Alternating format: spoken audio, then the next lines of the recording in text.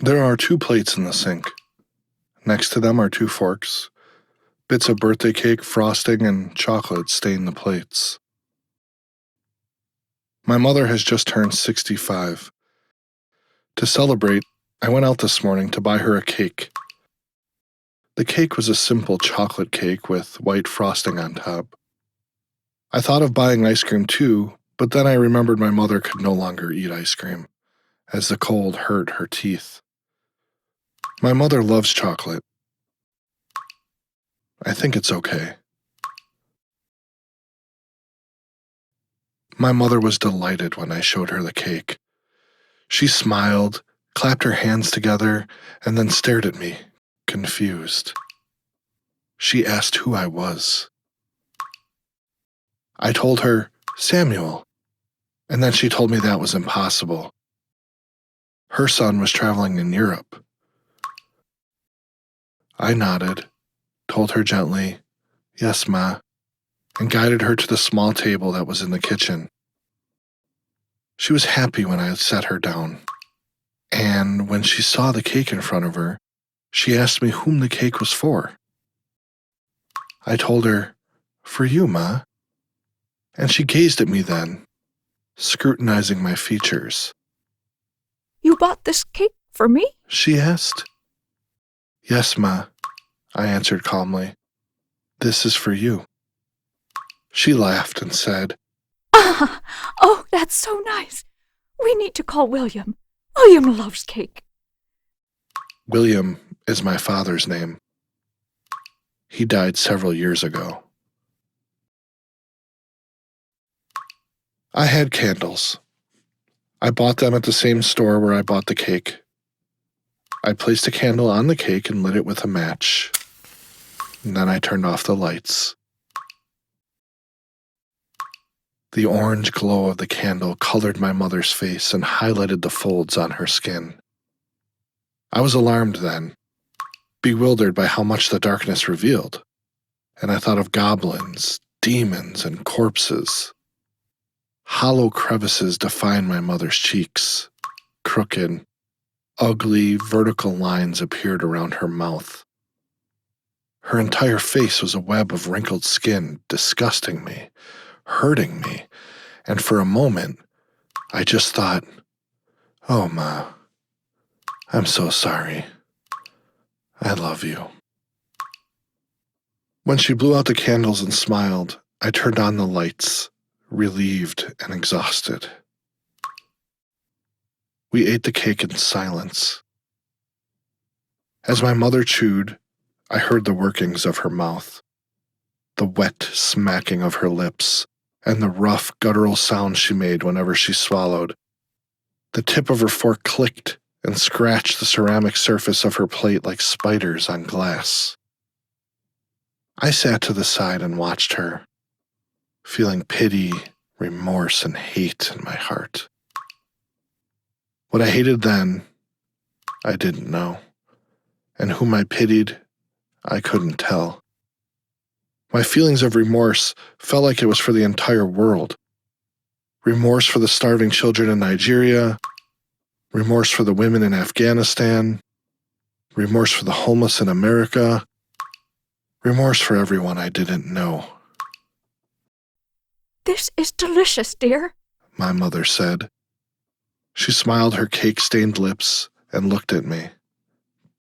Did you make this? No, I answered quietly. I bought it. It's your birthday, Ma. Do you remember? She stared at me, confused, and for a moment, I looked at her neck. A flab of skin hung from her neck. It hung there almost like a wrinkled tumor from her chin. Foreign, repulsive, unfair.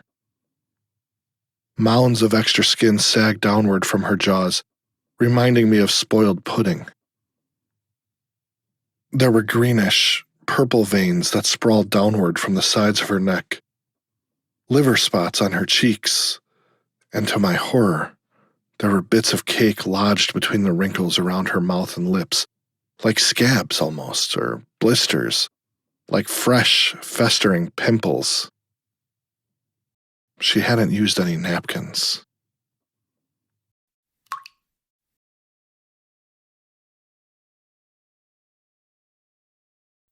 Oh, my birthday? Well, that's quite wonderful, isn't it? Yes, Ma, it's wonderful. There was a pause. Then, How's your job at the publisher's house, David? You never talk about it. this is one of the few things that she remembers. I am the chief editor of a small publishing house near downtown. I've worked there for the past 7 years, at a time when her dementia was just beginning. My job is fine, I answered, but I'm not David. I'm your son, Samuel. Oh, Sammy! Of course. How could I forget my son's name? She laughed then, as she always did when forgetting my name. And then she took a final bite of her cake. I watched as she chewed and studied her as she swallowed, once more hating the wrinkles on her face. Her hair was white, thin, and made into a bun. The wiry strands of hair reminded me of cobwebs. Ma, I said after we finished eating the cake, it's time for bed now. Oh! Already? Yes, Ma. Let's go, please. I grabbed our plates and placed them in the sink. Then I gently took hold of my mother's hand and guided her to the stairs. As I did so, I thanked God again that she could still walk up the stairs without making a scene. I also thanked God that she still allowed me to touch her. It had been recommended to me that I hire a caretaker or that I put her in a senior home. None of these options pleased me because she was my ma. And because I loved her so much. As we walked the stairs together, I heard the dripping in the kitchen grow quieter. Make sure that Harold isn't in my room. My mother said. She stood just outside her doorway. He wants to rape me. I sighed. I turned to my mother, told her gently, "There is no man in your room, Ma," and pulled her inside. She came obediently with me, and then I helped her lie in bed. That was a delicious cake, She said. She smiled. Thank you, Sammy. It was nice of you. I stared at my mother. I hated her, myself, and the world. She was a good woman, my ma, beautiful once and lovely, but now she was nothing but cobwebs and skin. I wanted to scream at her, cry, shriek, tell her how much I missed my real mom, tell her that I was her son, force her to remember me. But all I did was just lean over, kiss her on the forehead, and whisper, "You're welcome, Ma. Good night." I turned off the lights and left the room. Then I went downstairs and entered the kitchen.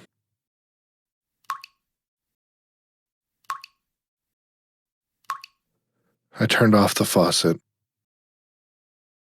I went to lie down on the couch, and then, with a sudden, hot, salty burn in my throat, I brought an arm up and covered my eyes.